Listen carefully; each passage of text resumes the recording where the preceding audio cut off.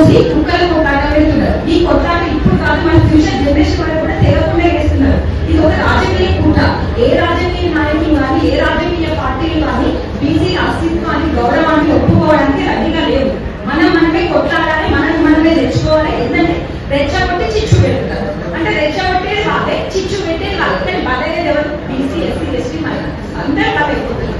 ఏంటంటే మనమే majority of people ఓట్లేస్తున్నాం, గెలిపిస్తున్నాం. మళ్ళీ మనమే అనుకోవాల్సి వస్తుంది. అసలు మనం కత్తి ఇచ్చి నలుగునే పొజిషన్ లో బీసీలు ఉండవు. ఇప్పుడు బీసీల పరిస్థితి ఇంకా దారుణంగా ఉంది. రేపు పొద్దున మన పిల్లలకు రిజర్వేషన్ ఉండవు, ఏముండవు. మన కుటుంబ వ్యవస్థ మొత్తం అస్తవ్యస్తం అయిపోతుంది. ఏంటంటే వాళ్ళు అమెరికాకు పోతున్నారు, అగ్రవర్ణాలు మాత్రం అమెరికా నుండి ఇక్కడికి వచ్చి సీఎంలు పిఎంలు అవుతున్నారు. మన పిల్లల పరిస్థితి ఏంటి? ఏమనంటే వాళ్ళ కొడుకు అక్కడ ఉన్నాడు, పిల్లలు వదిలేసి అయిపోయాడు, తల్లి వదిలేసి. ఎందుకంటే మనం అందరినీ ఉత్పాదకులు, మన శ్రమతో మన తీసుకుంటారు. మన శ్రమ చేస్తే తప్ప మనకి ఏం లేదు. ఇంటి డబ్బు ఉందా? మన డబ్బుతో నేను ఉంటున్నాను. మన మా ఊర్లేదు కావాలి, అవసరం వస్తుంది. మీరు వినాల్సిన ఎన్నుకోండి.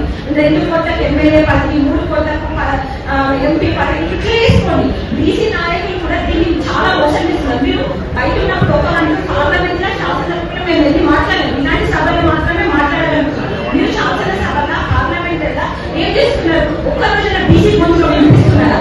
అంటే మీకు బీసీలో ఓట్లు కావాలి, మెజారిటీ ఆఫ్ పీపుల్ కావాలి, కానీ బీసీ సమస్యలు మాత్రం ఎవరు నిలదీయడానికి రెడీ ఉండలేదు. ఒక ఫోటో ఇచ్చి అక్కడ ఇంద్రపాటు ఉంటారు. మీరు అయ్యేలు మీకు ఛాన్స్ ఇచ్చి 20 మందిగా ఇప్పుడు బీసీ ఎమ్మెల్యేలు ఉన్నారు, బీసీ మినిస్టర్లు ఉన్నారు, కానీ బీసీల గురించి మాట్లాడే నాయకుడు ఇప్పటికీ ఒక్కటి కూడా లేదు. ఎందుకంటే భయమా?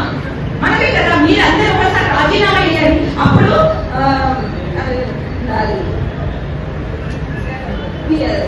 పద్మశాలి సంఘం అధ్యక్షుడు రాజీనామా చేసింది ఫస్ట్ జాతిపిత మన జయశంకర్, ఆయన కొండ లక్ష్మణ్ బాబుజీ గారు. ఆయన చేస్తే కేసీఆర్ క్రెడిట్ ఇచ్చి ఫస్ట్ చేసింది ఎవరు?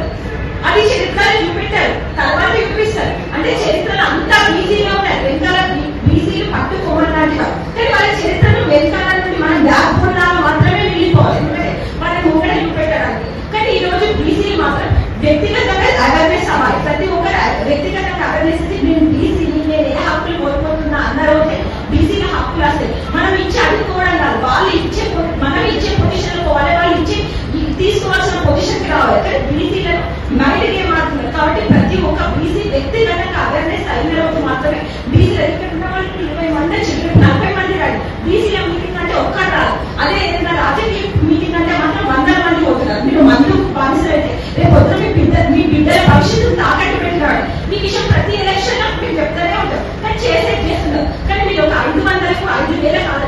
ఇప్పుడు న్యాయ వ్యవస్థలు కూడా అంతే. నిజంగా క్వశ్చన్ చేసేటోడేమో బయట ఉంటాడు, అమ్మాయి పోయినవాడేమో నాట్ కౌన్సిలింగ్ ఉంటున్నారు. మా వ్యవస్థ అంటే ప్రతి వ్యవస్థ అంతే ఉంది. అంటే డబ్బుతోనే నడుస్తుంది తప్ప రియాలిటీ లేనంత సేపు ఏమన్నా ఏం లేదు. మనకు ఒకటి డెమోక్రసీ ఇచ్చింది, ప్రజల చింత ప్రజల కొరకు ఎన్నుకోబడిన ప్రభుత్వాలు. ఇవి మన హక్కులని చిన్నప్పుడు చదువుకొని ఉన్నాం కాబట్టి చదువుకున్నాం, కానీ ఎవరు ఇంప్లిమెంట్ చేయలేకపోతున్నారు, ఎవరు అర్థం చేసుకోలేకపోతున్నారు. కాబట్టి ప్రతి ఒక్కరు కాన్స్టిట్యూషన్ అనేది జరగాలి. ఈక్వాలిటీ 14వ ఆర్టికల్ ఎక్కడ నడుస్తుంది? ఇప్పటివరకు 75 years అయిపోయిన బీసీ ముఖ్యమంత్రి అయినా, దళిత ముఖ్యమంత్రి అయినా ఇవ్వలేదు. ఎందుకంటే ఇస్తే మనం వాళ్ళకు డైజెషన్ కాదు కదా. ఇప్పుడు ప్రతిపక్షం వాళ్ళు ఏమైనా ఇప్పుడు నిరుద్యోగ సమస్య కూడా అంతే. అప్పుడేమో ప్రతిపక్షం ఉన్నప్పుడు సపోర్ట్ చేసింది. ఇప్పుడు మామూలుగా రూలింగ్ అయిన తర్వాత మీరు ప్రతిపక్షాల గులాంగి అంటే మధ్యలో పడేది ఎవరు? బీసీ, ఎస్సీ, ఎస్టీ మాట్లాడుతుంది. అడుక్కోవాలి, మాకు ఉద్యోగాలు మీరే ఈ సో మచ్ ప్రెస్ లాగా వచ్చి నిరుద్యోగం గురించి హామీ వచ్చిన ఓపెన్ ఎవిడెన్స్. ఇప్పుడు ఈ కోకపేట ల్యాండ్ కూడా ఓపెన్ ఎవిడెన్స్. కానీ మళ్ళీ మనమే మీటింగ్లు పెట్టుకోవాలి. ఇవన్నీ రావడానికి ఎన్ని సంవత్సరాలు పడుతుందో కూడా తెలియదు. మళ్ళీ మన 42% రిజర్వేషన్ ఇస్తా అని చెప్పింది మన ప్రభుత్వమే. దానికోసం కొట్లాడేది మనకు ఒక రెడ్డి సామాజిక వర్గం ఒక పర్సెంట్ ఏదైనా ఒక కేసేసి దాన్ని స్టాప్ చేసి.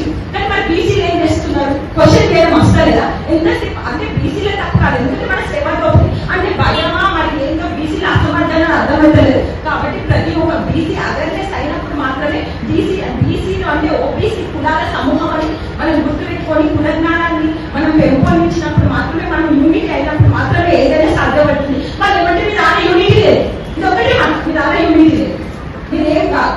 యూనిటీ లేదు, ఎప్పుడు వస్తుంది మన యూనిటీ? కాబట్టి యూనిటీ అంటే ప్రతి ఒక్కరు ఇప్పుడు జర్నలిజం సపోర్ట్ చేస్తున్నట్టు ప్రతి ఫీల్డ్ లో కూడా మేము బీసీలము అని చెప్పిన రోజు మేము బీసీల హక్కులను కాపాడుకున్నామని ప్రతి ఒక్కరు వ్యక్తిగతంగా అవేర్నెస్ అయినప్పుడు మాత్రమే మనం బీసీల హక్కులను పొందగలుగుతాం. మనం కూడా సీఎంలు, పిఎంలు, సాధారణ ఎమ్మెల్యే పొజిషన్ కూడా వెళ్ళగలుగుతాం. నేను చిన్నప్పటి నుంచి చూస్తున్న వాళ్ళు జెడ్పీటీసీ మాత్రమే పరిమితమయ్యారు. మరి ఎందుకు అసలు మరి ఇప్పుడు అగ్రకరణ వాళ్ళు జెడ్పీటీసీ నుండి డైరెక్ట్ సీఎం అయిన వాళ్ళు కూడా ఉన్నారు. మనకి మన దాకా లోపల ఎందుకు ఉంది? మన అందరి మన హక్కులే కదా. రాజ్యాంగం అందరికి ఈక్వల్ గా సమానత్వం అంటారు, అస్తిత్వం అంటారు, గౌరవం అంటారు. ఎక్కడ అస్తిత్వం ఉంది అంటే మనం ఎలిజిబిలిటీ కాదా అంటే ఒక రూలింగ్ కి మనం ఎలిజిబిలిటీ కాదా అన్నప్పుడు మనం దేనికి వెళ్తాం? మన ఓన్లీ గ్రూప్ 3 గ్రూప్ 4 వరకు మాత్రమే పరిమితం చేస్తారు. గ్రూప్ 5 వరకు కూడా స్కామ్స్ ఓపెన్ ఎవిడెన్స్. దానికోసం మేము కొట్లాడుకుంటే జీవితాన్ని చేసుకుంటే 35 years దాటునే ఉద్యోగం లేక మీరు నిరుద్యోగులు మీ దగ్గర డబ్బు లేదు. అంత డబ్బుతోనే ఉడిపెట్టినప్పుడు మనం ఎందుకు ఇంకా మన పిల్లల్ని పెంచి వాళ్ళని ఒక సాధించి వాళ్ళ పెళ్లి చేసేసరికి మన జీవితం క్లోజ్ అయిపోతుంది. అంటే మనం ఒక అన్ఫిట్గా చనిపోవాల్సి వస్తుంది. సో ప్రతి ఒక్కరు ఈ విషయంలో అవేర్నెస్ అయి ఇలాంటి మీటింగ్స్ కి అటెండ్ అయ్యి ప్రతి ఒకరు కట్టర్ బీసీ అంటే కదా బీసీ ఎస్సీ ఎస్టీ మైనారిటీ కోసం పోరాడినప్పుడు మాత్రమే మన హక్కులను మనం సాధించుకోగలుగుతాం.